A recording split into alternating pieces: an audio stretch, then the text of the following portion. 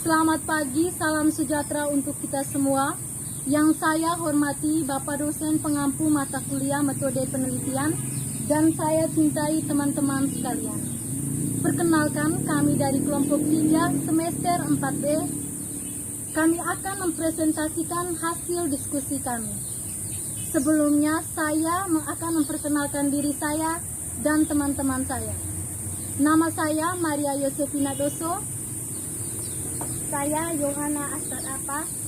Saya Maria Emerensiana Boo. Saya Magdalena Inggong. Saya Maria Trisnawati Reja. Saya Kamelius Ronaldo Besi. Saya Maria Adelsiana Menge. Saya Benedikta Bentabara. Saya Kristina Asilameo. Saya Octavianus Rinaldo. Dan saya Redemptus Flandoriubu. Inilah hasil diskusi kami. Yang pertama tentang konsep dasar metode penelitian kuantitatif.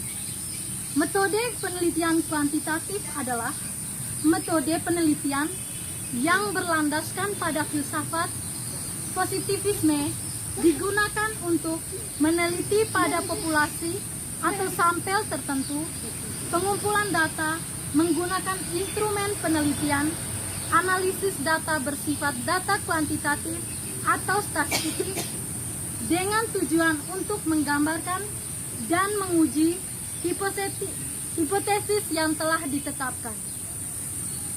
Metode penelitian kuantitatif biasanya dinamakan dengan metode tradisional karena metode ini sudah sejak lama digunakan sehingga mudah mentradisi sebagai metode untuk penelitian.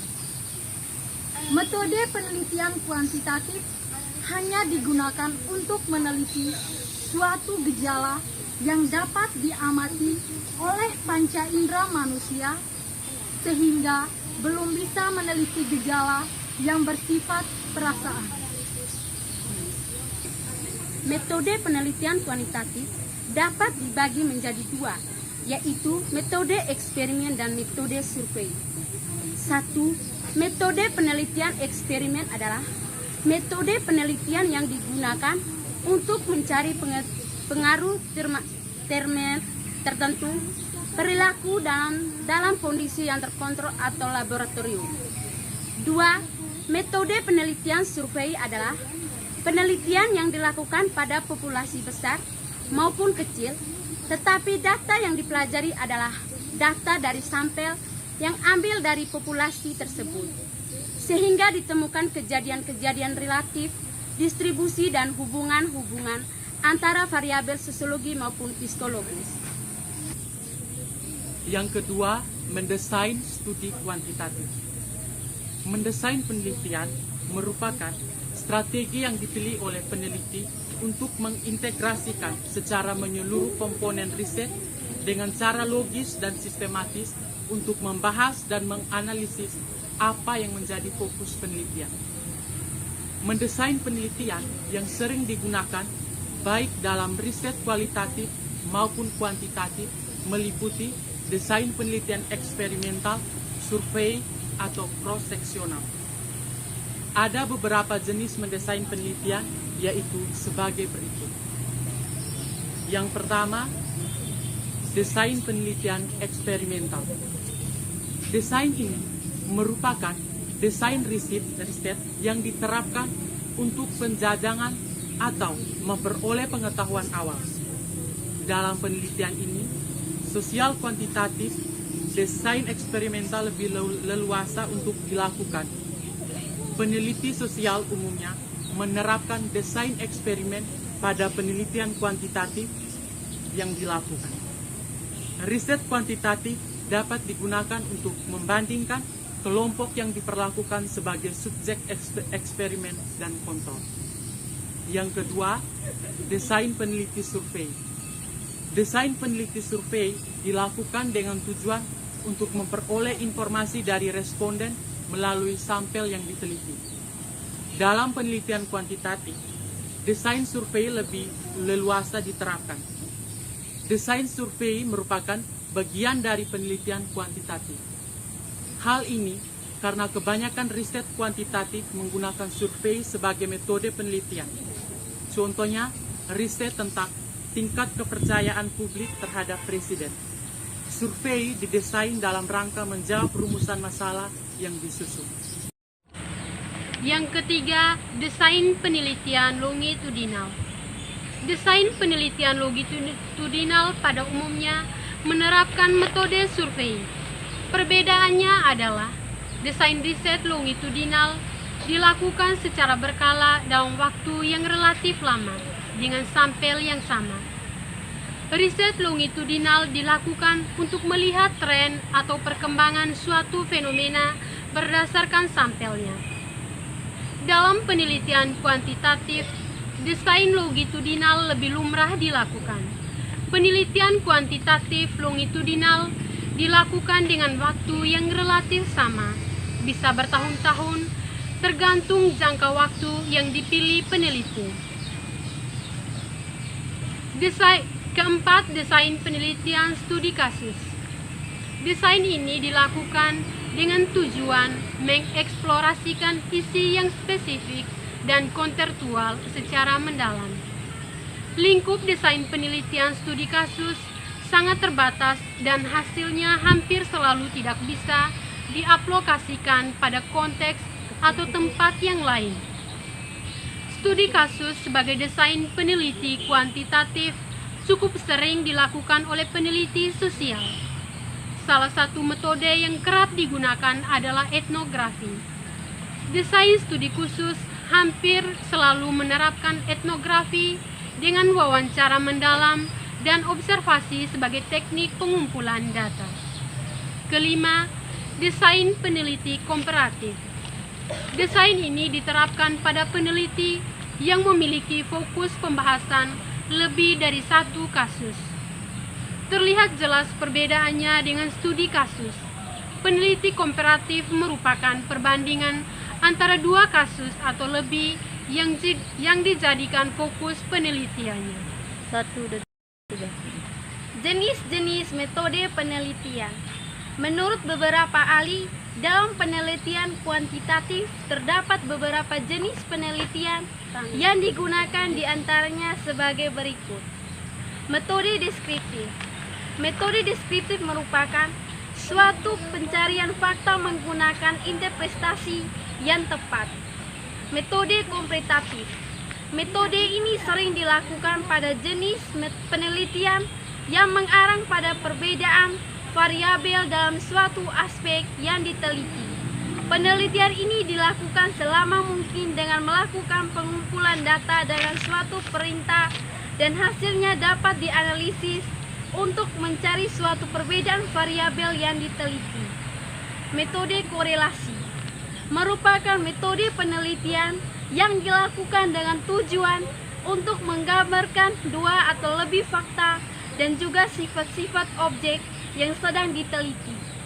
Penelitian ini dilakukan untuk membandingkan antara persamaan dengan perbedaan atau fakta mendasarkan kerangka pemikiran yang sudah ada sehingga hasilnya dapat terlihat jelas. Metode survei.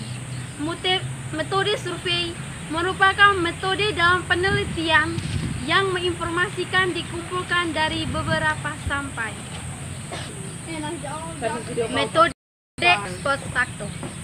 Metode ini merupakan metode yang sering digunakan untuk penelitian yang sedang meneliti hubungan antara sebab akibat yang dapat dimanipulasi oleh peneliti. Adanya hubungan sebab akibat berdasarkan atas kajian teori jika suatu variabel tertentu dapat mengakibatkan variabel tertentu lainnya. Metode true experiment. Ciri utama dari metode true experiment yaitu sampel yang digunakan untuk melakukan eksperimen yaitu dapat diambil secara acak dari populasi tertentu. Metode kuasi eksperimen. Desain dan rancangan dalam metode ini mempunyai kelompok kontrol yang dapat membantu proses penelitian, akan tetapi tidak berfungsi sepenuhnya karena untuk mengontrol variabel-variabel luar yang masih mempengaruhi pelaksanaan eksperimen. Metode subjek tunggal. Dalam metode ini sering disebut dengan saing subjek eksperimental, yaitu eksperimen ini bisa dilakukan terhadap subjek dengan jumlah tunggal. Pendekatan yang digunakan dalam penelitian kuantitatif. Secara garis besar, terdapat 5 pendekatan dalam penelitian kuantitatif, yaitu yang pertama, penelitian deskriptif.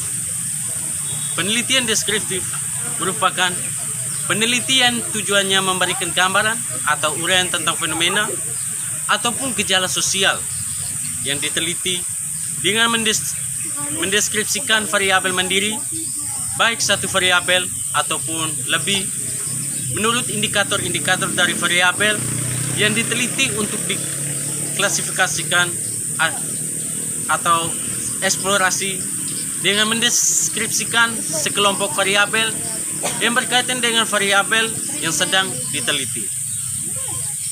Penelitian deskriptif ini biasanya digunakan untuk presentasi atau temuan dalam penelitian kuantitatif. Dalam penelitian ini biasanya terdapat teknis statistis deskriptif. Teknik ini dapat membantu kita untuk mendeskripsikan data, yaitu uji min, median, dan modus. Yang kedua, penelitian komparatif. Penelitian komparatif adalah penelitian yang dilakukan dengan tujuan membandingkan antara satu variabel atau lebih dengan sampel. Penelitian ini dilaksanakan dengan melakukan pengkajian dari beberapa fenomena sosial. Penelitian korelasi. Penelitian korelasi adalah penelitian sebab akibat yang tujuannya untuk mengetahui hubungan antara variabel bebas dan terkait. Penelitian korelasi dibangun dengan teori yang telah matang yang fungsinya untuk mengetahui, mengontrol, dan meramalkan sebuah fenomena. Penelitian eksperimen. Penelitian eksperimen adalah sebuah penelitian yang menuntut peneliti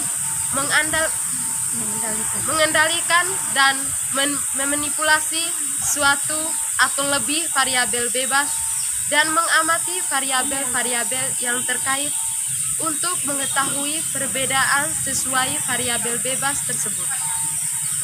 Penelitian eksperimen juga biasa diartikan sebagai suatu penelitian yang ingin mengetahui sebab akibat dari treatment atau perilaku kepada sekelompok eksperimen.